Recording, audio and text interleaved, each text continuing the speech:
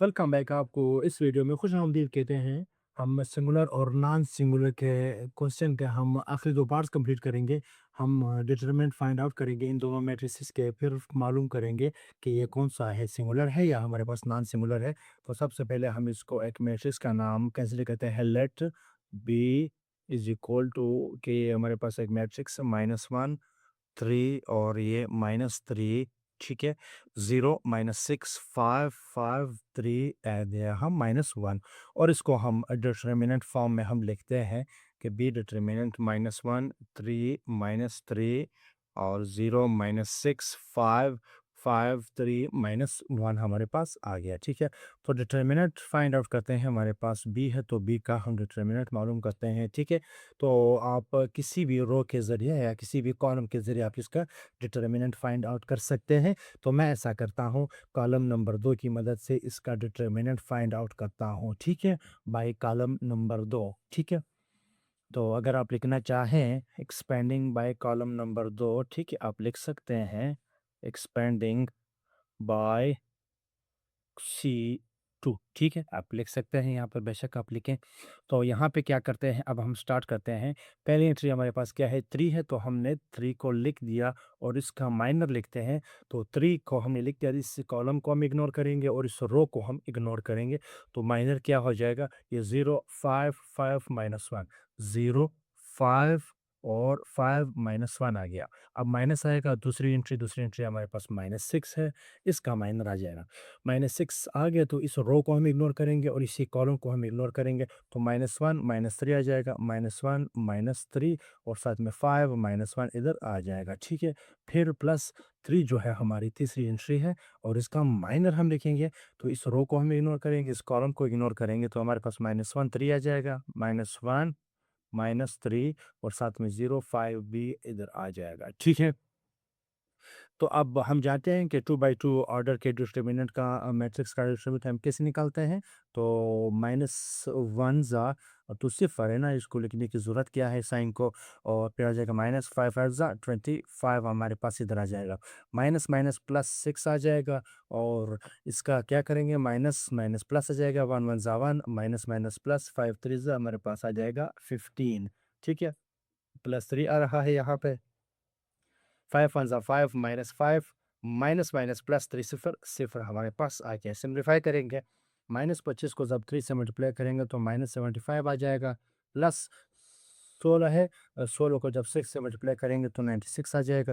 इधर पे -5 है, -5 जब 3 से मल्टीप्लाई हो जाए तो -15 आ जाएगा हमारे पास, ठीक है? तो -15 -70 ये हो जाएगा -90, तो -90 और +96 ये आ जाएगा 6, इसकी वैल्यू आ जाएगी हमारे पास 6। तो 6 जो है वो 0 के बराबर नहीं है।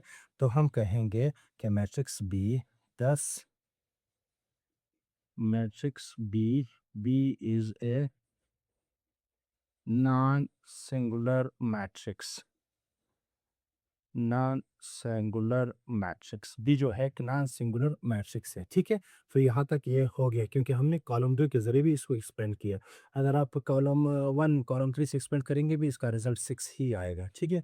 तो यहाँ पे हम फाइंड आउट करेंगे, इसको कोई नाम दे देते हैं, इसको ए का नाम दे देते हैं लेट, ठीक है? ए मैट्रिक्स हमारे पास ये है 1 0 और ये रहा 3, ठीक है? -1 1 -1 0 2 एंड 4, इसको डिटरमिनेंट शक्ल में लिखते हैं, ए डिटरमिनेंट, ठीक है? 1 0 और ये रहा 3 -1 1 -1 0 2 एंड 4। अब इसको डिटरमिनेंट्स का डिटरमिनेंट फाइंड करेंगे। ए डिटरमिनेंट आप लिख सकते हैं कि किसी भी कॉलम या रो के जगह अगर आप एक्सपेंड करना चाहें तो आप लिख सकते हैं। हम एक्सपेंड करते हैं एक्सपेंडिंग बाय रो 2 की मदद से हम इसको एक्सपेंड करेंगे, ठीक है? एक्सपेंडिंग बाय रो 2 मैं इसलिए कर रहा हूँ, लिख रहा हूँ ताकि आपको समझ में आ जाए या आपको ये यकीन हो जाए कि किसी भी रो या कॉलम के ज़रिए हम इसका डिटरमिनेंट फाइंड आउट कर सकते हैं और ये रिज़ल्ट पे कोई असर नहीं करता, ठीक है? तो इसीलिए मैं करता कि आपको समझ में आ जाए।